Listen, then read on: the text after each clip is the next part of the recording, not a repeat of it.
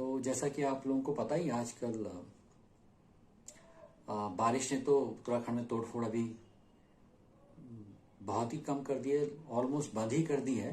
पर बारिश के जाते ही ये जिम्मा प्रशासन ने उठा लिया है। प्रशासन अभी काफ़ी तोड़फोड़ मचा रहा है पूरे उत्तराखंड में। और बेसिकली वो लोग क्या कर रहे हैं कि जहाँ जहाँ अतिक्रमण है उसको हटा रहे हैं और रोडों को चौड़ा करने की कोशिश कर रहे हैं।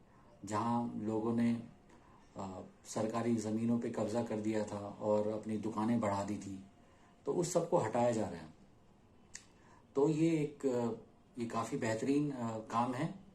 इससे आम आदमी को काफ़ी मतलब काफ़ी सहूलियत मिलती है इन सब चीज़ों से। बिकॉज क्या होता है कि जब जहाँ अतिक्रमण होता है वहाँ पे क्या पूरा रोड लोग कब्जा कर लेते हैं अपनी दुकानों घरों से, ठीक है। तो उससे क्या होता है, आवाजाही में बड़ी प्रॉब्लम होती है। तो आवाजाही में प्रॉब्लम किसको होती है? आम आदमी को बहुत ज़्यादा प्रॉब्लम होती है।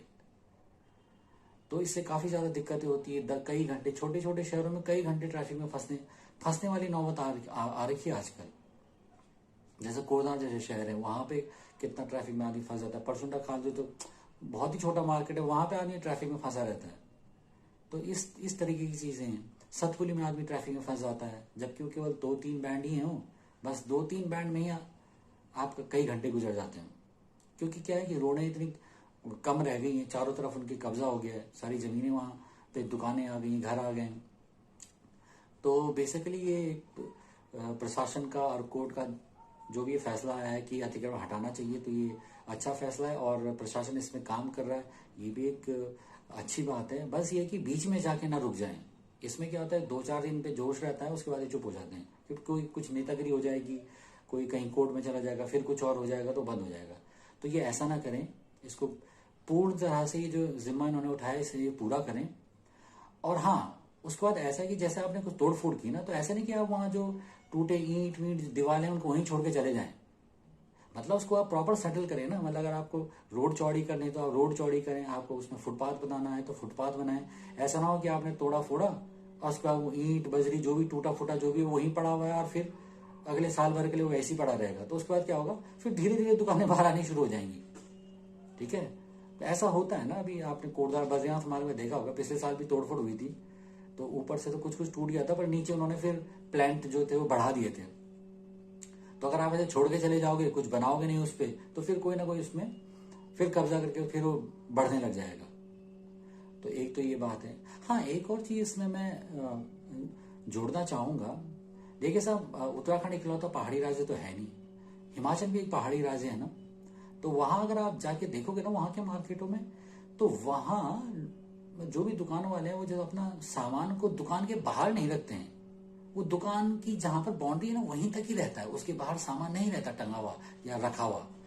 हमारे उत्तराखंड में क्या प्रॉब्लम है कि जितना सामान दुकान के अंदर नहीं होगा उससे कहीं दुगना सामान दुकान के बाहर पड़ा होगा। तो ये भी एक बड़ी समस्या है, राइट। आपको सामान बाहर रखने की जरूरत नहीं है यार, अपनी दुकान की लिमिट के अंदर रखो ना उसको।